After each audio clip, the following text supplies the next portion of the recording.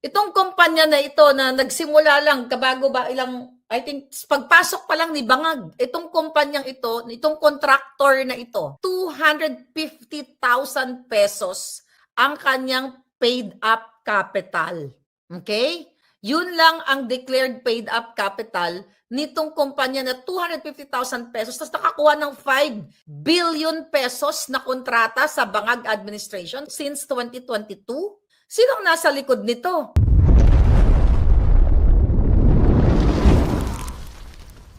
Hindi makakapasok ka sa gobyerno. Ano yung mga logistics? Let's say, kukuha ka ng 5 billion na flood control project. Siyempre, yung mga logistics, materialis, tao. So, pwede ka kumuha ng mga subcontractor. Pero kitang-kita nyo, ang kanilang assets na nakikita or yung paid up capital na declared is 250,000 pesos. And now, ang daming kontrata dun sa bandang north, sa teritoryo ni Bangag. 5 billion ang nakuha sa gobyerno ni Marcos Jr. Kung matinutong ano na to, di ba gagawin nila yung tinatawag natin na due diligence na yan, natitignan mo yung contractor, ano bang kapasidad nito para makakuha ng kontrata ng 5 billion? 250 lang yung paid up capital. Bakit may mga kontrata na mga nakuha na pare-pareho yung amount exactly, iba't ibang lugar? Yung si Zaldico at ang kapatid Nico, di ba? Sangkot dyan sa 15 na contractors na maanomalya. Committee on Appropriations chairman yan. Hindi nyo mahuli-huli. Ngayon lang pinalabas yung investigasyon na yan. Dahil what? Sabi ko nga, baka nagka-fall out na. Madaling hulihin lang lahat yung mga 15 contractors na yan, mga kababayan. Kaya wala talaga kayong patutunguhan dyan sa Pilipinas.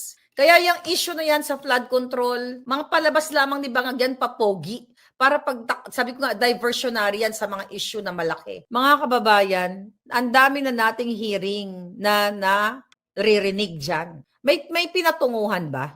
May mga nakulong ba? Ang mga nakukontempt lang naman, yung mga nakukulong lang naman, katulad ng mga hindi nila kaalyado, katulad ni Colonel Grijaldo, katulad ni Agent Morales, katulad ni Spokes Harry Roque. Pero yung mga kaalyado nila, saan na? Nakakawala pa rin. Si Bangag lahat. Lahat yan, kahit yung mga imbestigan na yan sa flood control na yan, wala lang, pampabango lang ni Bangag yan na kunyari, mag-report kayo sa kanya. Pero ang punot dulo talaga, yung mga hayop na kawata na yan, yung mga kontraktor na yan, katulad yung binanggit nating MG Samidan Construction, contractor na yan, na ang paid up capital 250 tapos nakakuha ng 5 billion na kontrata mula sa gobyerno. Kung yung 5 billion na yan, inilaan sa mga proyekto para sa mga mahihirap, livelihood program, bawat barangay, bawat probinsya, yung mga nasa probinsya hindi napupunta ng Maynila dahil yung mga proyekto nakakapunta sa kanila, imbis na pupunta sa mga hinayupak na kontraktor na ito. Kaya ngayon, yung mga tatay nila, nagkrung-krung na, wala na eh. Wala na silang banaw-banawan na anong gagawin nila, wala silang makuha trabaho. So kapit sila sa patalim, magnakaw, mag-akyat bahagang, itong COFW, kauuwi lang, galing ng Hong Kong, galing ng Amerika, yung kapitbahay natin, galing ng Amerika. O kukunin yung anak, anak, buksan mo yung, pumasok ka doon sa bintana dahil kasya ka, magnakaw ka doon dahil hindi ka naman mapaparusaan. You know what I mean?